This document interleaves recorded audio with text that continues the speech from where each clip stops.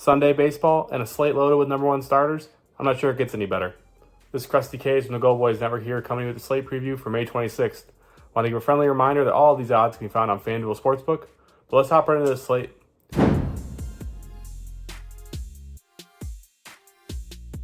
First game on our slate is the Toronto Blue Jays taking on the Detroit Tigers. This is Yusui Kikuchi versus Casey Mize. For me in this one, you get a Tigers team who, as we all know, been decently K-adverse versus lefties, but they haven't seen a ton of good lefties, and when they have, they've really struggled. Kikuchi on the season has looked really good. K stuff looks great. He's definitely been better than it was last year. So for me in this one, I'm going to go with Toronto on the money line. They're -125, so a very small favorite here on the road. But I like the spot. Casey Mize just never really developed into what the Tigers hoped he would be. He's definitely serviceable, and I mean, this Toronto team doesn't really scare anybody right now. Their offense has been pretty quiet. But I like Kikuchi to pitch well and ultimately get his team a win here. I also couldn't talk anybody off of Kikuchi K's. Like I said, this Tigers team been pretty good against lefties, but they haven't seen a lot of good lefties. So these good ones tend to give them a bit of a problem.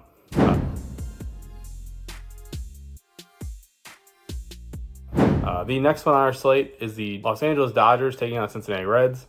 This is Yoshi Yamamoto, and currently the Reds don't have a starter announced. I'll be curious to see who they've put out there. I'm guessing it's going to be some sort of bullpen game most likely. But for me in this one, I'm going to roll likely with the Dodgers in some capacity. I'm sure that'll be on the run line, -1.5. But for me here, I love Yoshi K's. He didn't face this Reds team the first time they played them. His start got pushed back because of, I believe, just one extra day of rest. But he matches up with him here. It'll be the first time they're seeing him, and I think he absolutely annihilates this lineup. So I think it's a great ladder spot for Yoshi. I think you definitely could see double-digit potential here. I'm hoping for a nice line, but I'm guessing it's going to be inflated like most guys are against the Reds.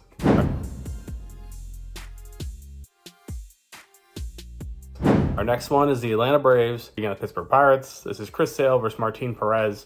Braves in danger of getting swept here. They've dropped the last two. I'm going to roll with the Braves.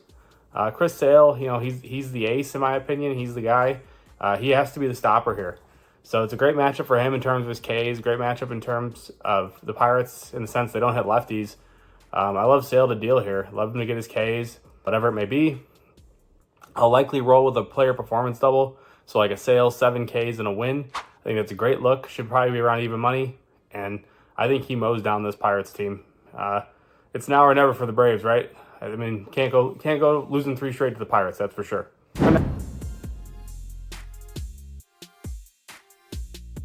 Our next one is the Milwaukee Brewers taking on the Boston Red Sox. This is Tobias Myers versus Tanner Houck. You got to give me Boston here. I love what Houck's doing this season. He's been absolutely outstanding. Stuff looks really good. Having success against lefties, which he hadn't previously in his career. Really working both sides of the plate, and he's looked really good. His better split actually is against lefties now, oddly enough. So I like him to pitch really well here. I don't love the Ks just because his first time through the order, he tends to find a lot of success, and then from there on, the K percent kind of drops off a bit. So I don't love it. Likely we go with like his pitching outs if I'm going to take a prop. But give me Boston on the money line here. I don't love their bats. They've been kind of quiet in this Brewers series. But Tobias Myers, overall, I mean, he's been serviceable for sure. Could be a spot where he gets touch up. I mean, I keep hoping for this Boston team to wake up, and they just continue to let me down. But I'm going to back Houck, and I'm going to hope that the bats show up here and get us some runs.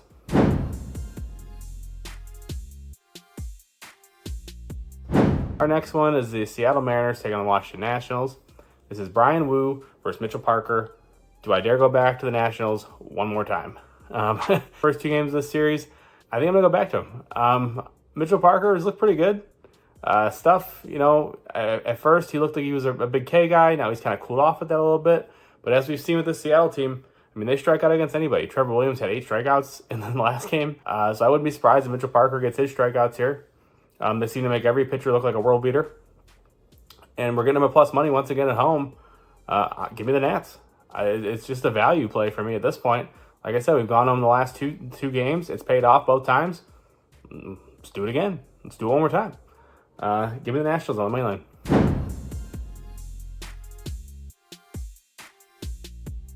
Our next one is the Kansas City Royals taking on the Tampa Bay Rays. This is Michael Wacha versus Todd Bradley. I love Todd Bradley. Probably one of my favorite young pitchers in baseball. Got a bit of a home run problem from time to time. I'm going to roll with the Royals. I like Waka, a bit of a finesse pitcher, heavy changeup, sinker usage. It's a Tampa Bay team that, while they're not striking out as much, they are still very aggressive at the plate. So it should be a spot where you can work deep into this game. A lot of ground balls, pitch pretty well. And Taj Bradley, like I said, he's good. He's definitely going to, rack up some strikeouts. Obviously, tough matchup for K's, so I'm not going to go that way here. But the home run concerns, obviously, against a Royals team that's really good at putting the bat on the ball, really good at putting the ball in play. That's enough for me to back them here. Like I said, Waka, I think he has a good shot to keep this Rays team in check. And the Royals are just hot, man. Making a ton of contact, like top 5 in zone contact, top 5 in chase contact as well. So the ball's getting put in play, and as we talk about, when the ball gets put in play, good things are going to happen.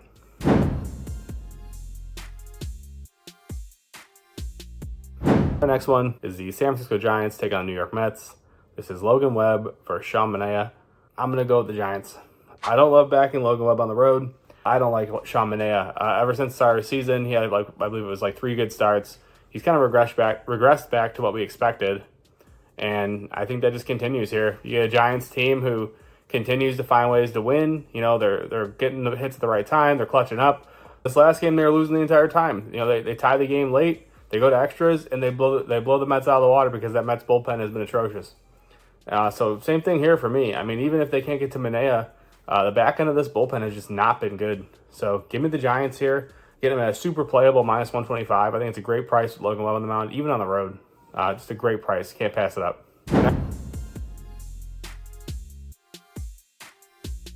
The next one is the Baltimore Orioles taking on the Chicago White Sox. This is Kyle Bradish versus Garrett Crochet. Same thing I do every time Crochet's on the mound. We're going White Sox plus a half a run in the first 5. You have Baltimore favorite on the road here. I get it. It's Baltimore. But Garrett Crochet, just one of those guys, man. Baltimore, they are crushing lefties. I'm not denying them of that. But they are striking out at an alarming rate against lefties as well. So having never really seen Crochet much, I believe a couple guys have seen him as a reliever. This is a great spot for him to pitch well, in my opinion. He's overmatched a lot of teams. It throws from an awkward arm angle, throws really hard. He's introduced a cutter as well, which plays really well off his fastball. It's just a great spot for him, in my opinion. Like I said, a little scary because you get a Baltimore team that is crushing lefties. But the big thing with Crochet is he pounds the zone. He has one of the highest zone rates in all of baseball. So he forces you to swing.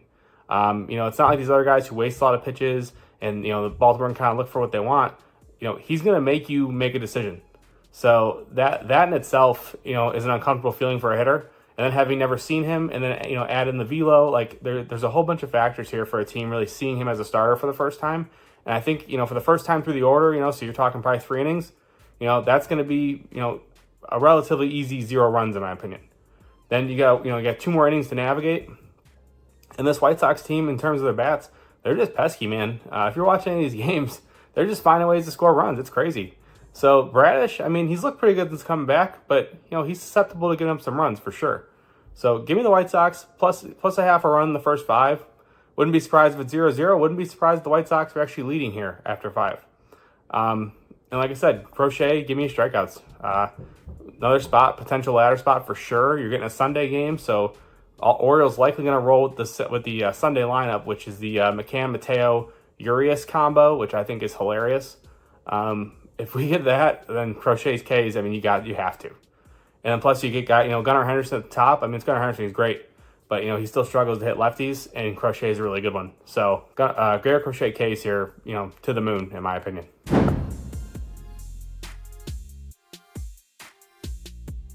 Our next one is the Texas Rangers taking on the Minnesota Twins.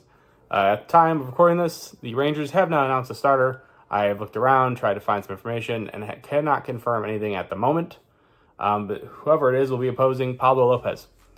So for me here, Pablo Lopez, been a very up and down season for him thus far. I like him at home, though.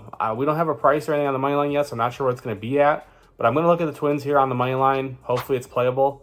If it's not, obviously we'll have to find a new way to go at this. But I like the Twins and Pablo on the mound. Texas team who continues to be inconsistent.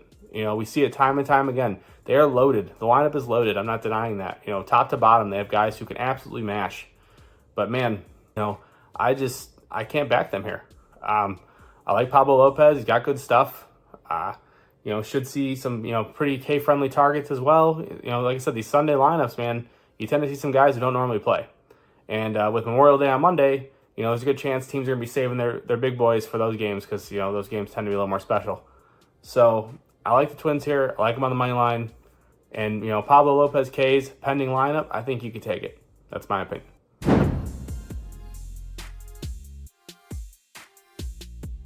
Our next one is the Philadelphia Phillies taking on the Colorado Rockies. This is Ranger Suarez versus Cal Quantrill. Quantrill, he's been outstanding. There's really no way around it. I believe it's 3 or 4 straight starts now. This guy's just been borderline unhittable. It's actually kind of incredible.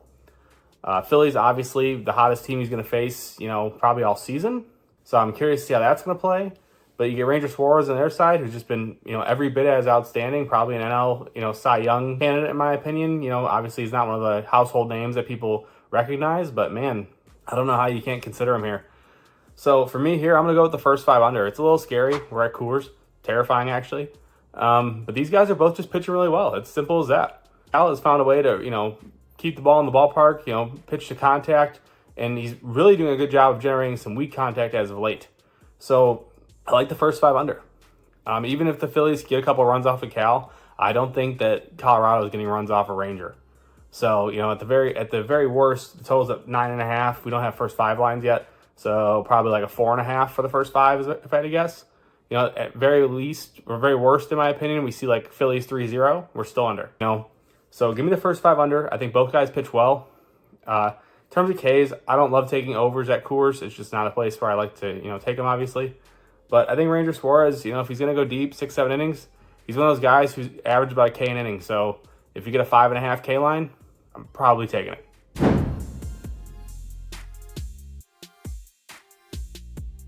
Our next one, the Cleveland Guardians taking on the Los Angeles Angels. This is Ben Lively versus Reed Detmers. I'm going to go with Cleveland Guardians team total over. I was going to go with the full game over, but I just can't trust this Angels team. Just not hitting, not consistently putting up runs. So I'm going to go with Cleveland. They've been hot. They're swinging the bats really well in this series. And I like it to continue. Reed Detmers, strikeout stuff just hasn't been there this season. When you look at it, he's not missing nearly as many bats. Chase rate's not nearly as high. Whiff rate's down. It's all down. Everything's down. Velo's down a bit. He doesn't have the K stuff this year. So I like the Guardians, put some runs up here. Likely going to be like a 4.5 is my guess. I'll be all over it. Cleveland Guardians team total. In terms of Ks, I'm not loving either guy. Just not a great matchup for Ks in my opinion. Neither guy is consistent enough for me to want to back or fade for that matter. But Cleveland Guardians team total over. I love it.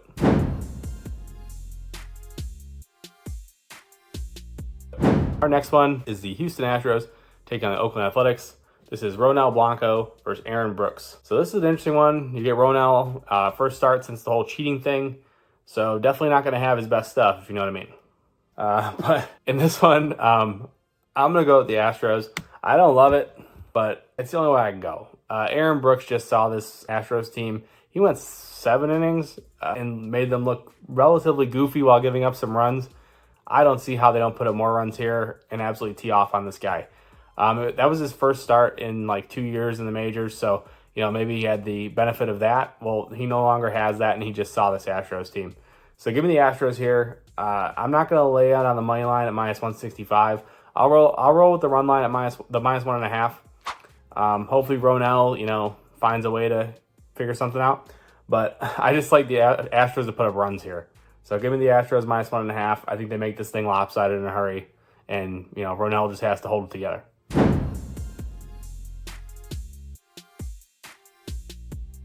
Our next one is the Miami Marlins taking on the Arizona Diamondbacks. This is Ryan Weathers versus Brandon Pfaadt. Roll with the Nerfy. That's what I want in this. I was really looking to back the Diamondbacks here because you're getting a lefty against them. Ryan Weathers has just been oddly good, and I'm not willing to back Pfaadt to not give up a run or two. So I'm going to go with the Nerfy. I like both guys early. Pfaadt at home. Ryan Weathers, like I said, just been really, really good. I think they can get us the Nerfy here. I think we get 6 outs, and what happens after that, I'm not going to care because I'm already counting my money. In terms of Ks, I like Pfaadt under, truthfully. This Miami team, man, overall, it's been super K adverse this season. They've had a few exceptions with guys pitching super deep into games because they don't see a lot of pitches. So guys do get to pitch deep, and obviously if you're getting about a K an inning, well, you might get there depending on what your line was at. But overall, just really doing a good job of keeping these right-handed pitchers under their K lines this season. And Fat, I think, is one of the guys who falls into that category because he can pitch really well and not get strikeouts. We've seen it a few times. So I like him under his Ks, and I like the Nerfy here. No runs in the first inning. Hey guys, I just want to give a quick reminder that new users can bet $5 at FanDuel on any of the bets in this video and win $150 in bonus bets if the bet wins. Now let's get back to the bets.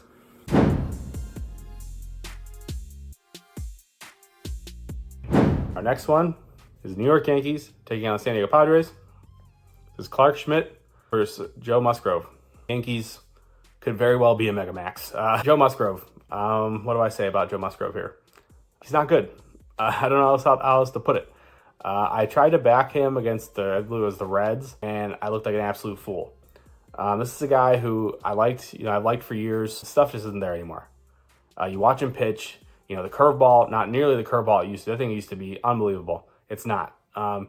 You look at the sinker, the cutter. He's trying to pitch to contact, but the problem is the contact he's getting is a lot of hard contact. So against this Yankees team, who is really seeing the ball extremely well right now, this thing, in my opinion, is going to be ugly. You get the Yankees at a very playable -125. Clark Schmidt continues to not get any line respect, and I think it's hilarious because this guy is arguably the best pitcher on the Yankees right now. So give me the Yankees on money line at -125, and I think we're going to laugh our ways to the bank here, truthfully.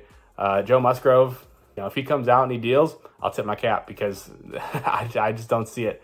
You look at the metrics, expected ERA is right around 5. This guy is just looking to get teed off on. And this Yankees team is the team to do it for sure. Like I said, it's not a team that I love to back, truthfully. I'm just not a big Yankee guy. But, man, these bats are hot, and you've seen it. And they can do some damage. They got some thumpers for sure. So give me the Yankees on the money line. I think we get there relatively easy. In terms of Ks, I'll fade Musgrove. I don't know what he's going to be at yet. I'm hoping for a 5.5, 4.5. If I'm fading a 4.5, it's got to be plus money to the under. 5.5, I'd be willing to lay some juice because it's just flat out too high.